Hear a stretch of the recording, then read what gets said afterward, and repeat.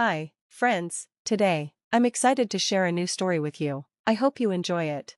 The quiet hum of the TV filled the room as Virginia sat on the old carpet, working on a math problem. Her older sister Cecilia relaxed on the couch, flipping through a fashion magazine.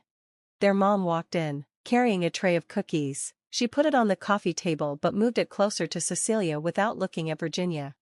"Cecilia, don't forget your piano recital tomorrow," their mom said, sounding proud. "I've ironed your dress and made a dinner reservation at Levi to celebrate."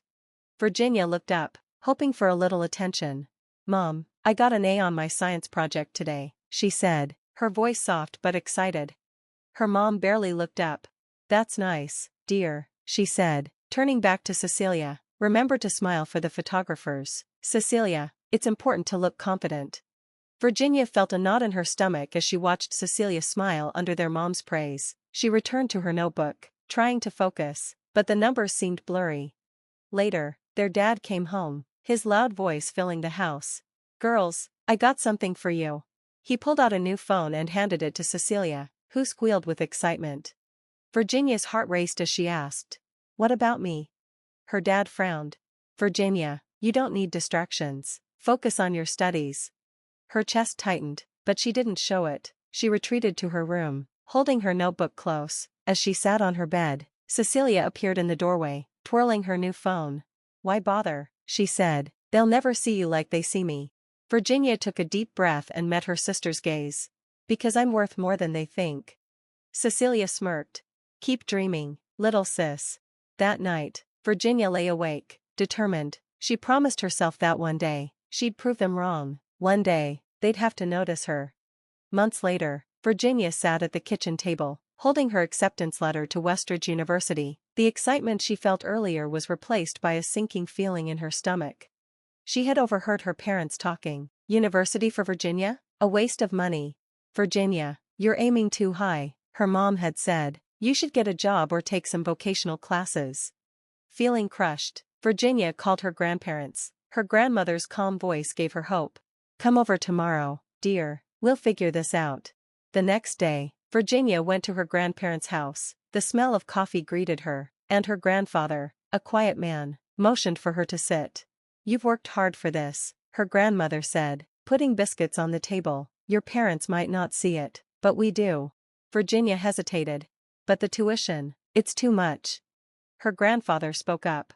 "We're thinking about selling the old property upstate. It's just sitting there." Virginia was shocked. "No, Grandpa, that's your retirement. You can't do that." "We can, and we will," he said firmly. "You have a chance to build your future, and we won't let you give up on it." Tears filled Virginia's eyes. "I don't know what to say." Her grandmother smiled gently. "Say you'll make us proud."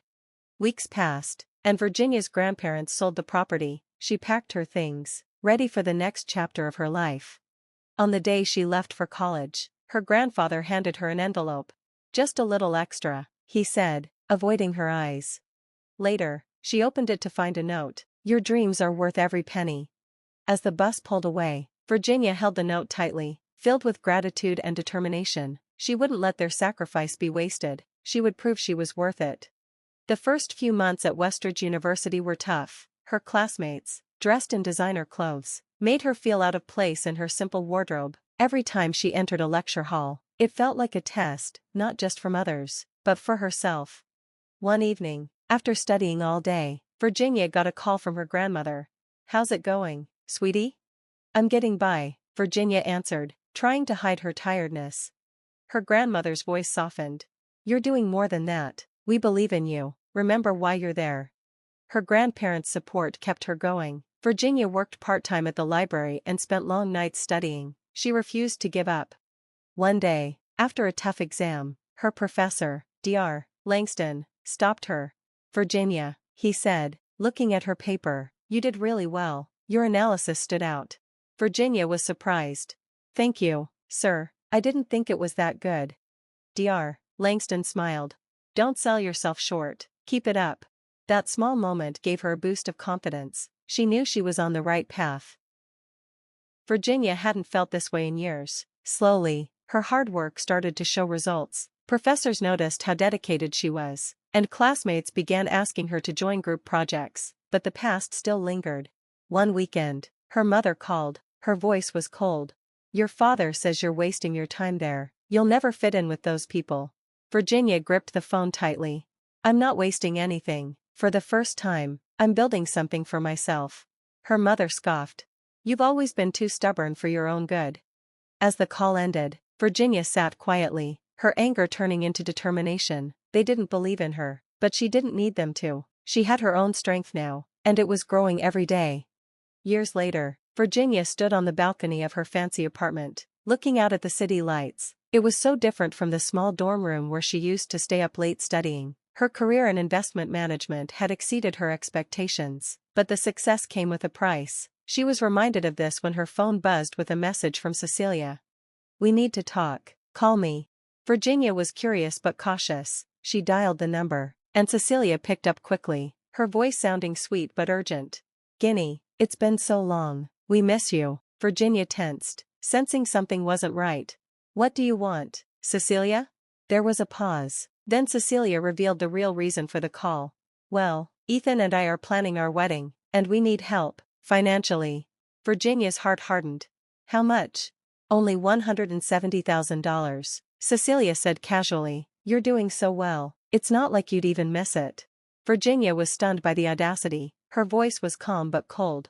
"You mean the same family that said I wasn't worth investing in, now wants me to pay for your wedding?" "Don't be dramatic," Cecilia snapped. "We're family. This is what family does." Virginia laughed bitterly.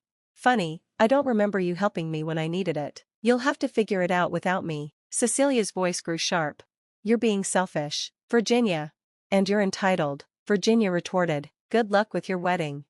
She hung up, feeling both tight and resolute. For years, she had worked hard to prove herself, and now, she realized their approval didn't matter anymore.